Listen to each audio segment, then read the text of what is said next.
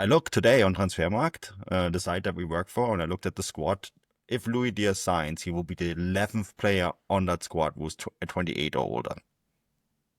And that is for a fee and a salary that doesn't make a ton of sense, and you're helping out a direct competitor in the race for the Champions League.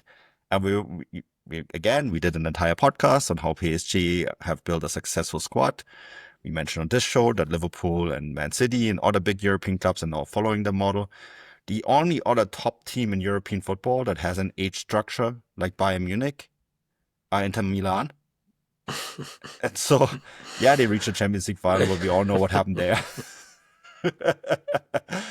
So it's precarious. And I know that we're going to talk about Nick Voldemort in a moment too. I actually think that is a deal that they should try to get done. Because as you mentioned, he is the only other player like Hugo Ekitike. But Stefan, like when they signed Mathys Tel that summer, they could have had Hugo Ekitike for 17 million euros. I remember writing about that either for Transfermarkt or the Substack, that was a deal that they were looking at, and then they went for Mathys Tel instead. And we've spoken in great lengths about the mistakes that they've made with signing Sadio Mane, and now they're going all in on Luis Diaz.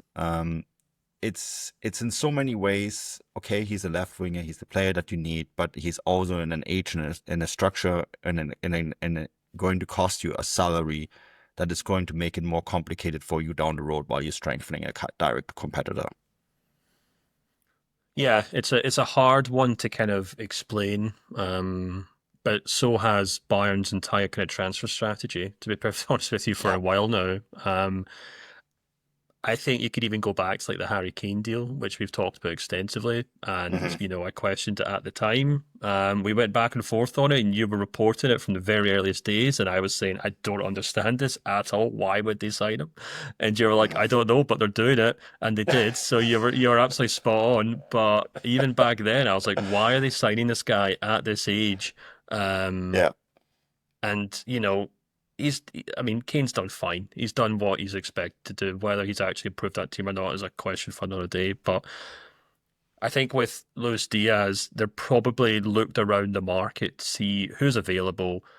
And I think you can look at all the players that Bayern Munich have been linked with this summer, and you can see that they've obviously just gone on Football Manager, gone to player search, and gone to available for loan or to buy. Because, whether it's Rafael Leao, Nico Williams, who at the time was apparently available to buy, but obviously decided to stay and sign a new contract.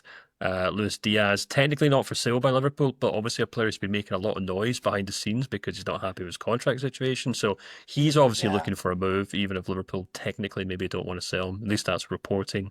He's available.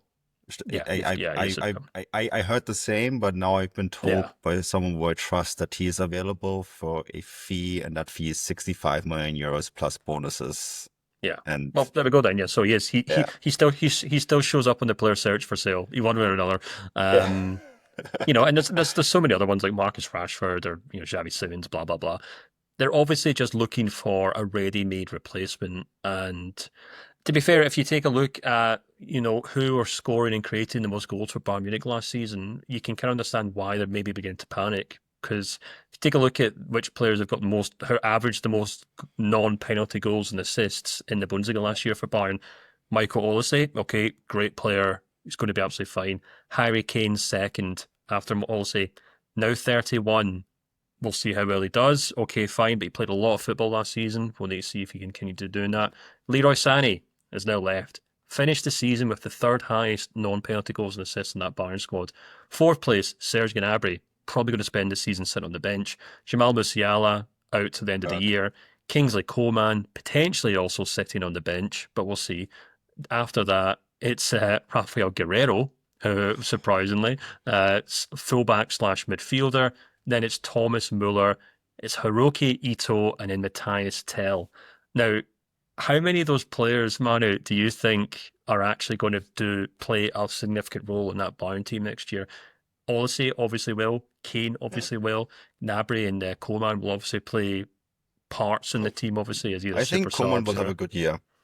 Yeah, sure. Okay, if he's Coman fit, can do well. if he remains fit, he will have a good year. Tell's gone, Muller's gone. Leroy Sané's gone. Rafa Guerrero cannot be relied upon to be Bayern's talisman. Hiroki Ito, for goodness sake. Obviously, he played very few minutes, that's why he pops up there. But, after that, you're talking about Goretzka, Kimmich, Konrad Leimer, guys like that. So I think Vincent Kompany has probably sat down with Max Abel and Christoph Freund and whoever else and said, look, guys, we need to make sure we get goals in this team. We do not have enough goals going forward because if he loses, worst case scenario's already happened. They've lost Musiala, but if they go and lose Gnabry or a Coleman or whoever else, or Harry Kane drops off by 10% because he hasn't got the legs that he had a couple of years ago, Or gets they're hurt. suddenly looking. Sorry? Or gets hurt. I mean, All gets hurt, yeah, of course, yeah. yeah. Has that ankle injury that does pop up from time to time. If any of those things happen, they're suddenly very, very bare up front. So it doesn't really surprise me if they went into this summer and said, let's just see who's for sale, let's get a deal done, and we can bring in. Because, if you look at Luis Diaz and what he's done at Liverpool, he is predominantly a goal scorer. There's no doubt about it. Over the course of his time at Liverpool, so 4 seasons, he's averaged just about 0.2 assists per game, but he's averaged 0.37 goals per game. So he is predominantly a goal scorer. Spent much of last season for Liverpool playing as a false number 9 or as a second striker. So I think they're looking at Diaz and thinking he's a guy we can bring in. He'll guarantee 20, 25 goals across all competitions. He'll more or less compensate for Leroy Sané's departure. And he'll probably obviously help us compensate for the lack of Musiala in the short term as well. And then after that, they'll maybe start to look elsewhere. If they can combine that with obviously introducing Paul Vanner into the team, that'd be great. If they can get some sort of deal in place for Nick Voltemata, which we're going to talk about, that also helps as well. But if Diaz is the be-all and end-all of Bayern's kind of summer window, then yeah, it's short-term. It's not impressive, but it might help them kind of tick along, Manu, and continue scoring goals next season. If you want to get younger, getting Paul Vanner and Nick Voltemade into the squad and have them play regularly and convince Vincent Kompany that this is what you need to do, I think that would go a long way. I think we should probably talk about Voltemade in a moment, but there's also still these persistent rumors about Malik Fofana, the young winger from Olympique Lyon. There's a history of Bayern Munich signing Lyon players. Tolisso is the most prominent example, right? And they do like going into the French market.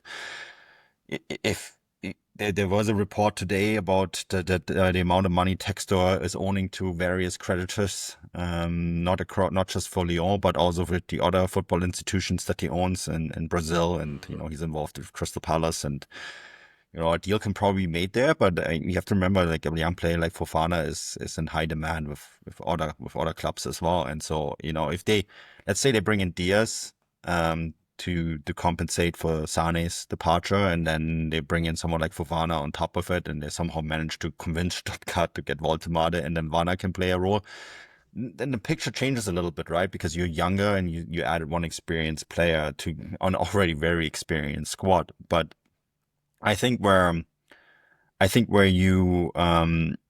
I'm really worried about is the financial structure of this deal and what it does, and that you're going to run into the same situation as you did with Sadio Mane, and you're also essentially helping someone else out, right?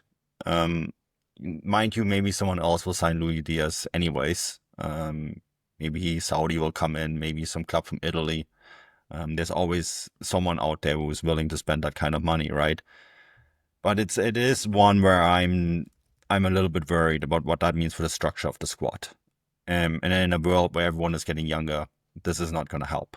And as you said, like one thing that would help, and let's maybe move on to that topic next, is Nick Voltemade.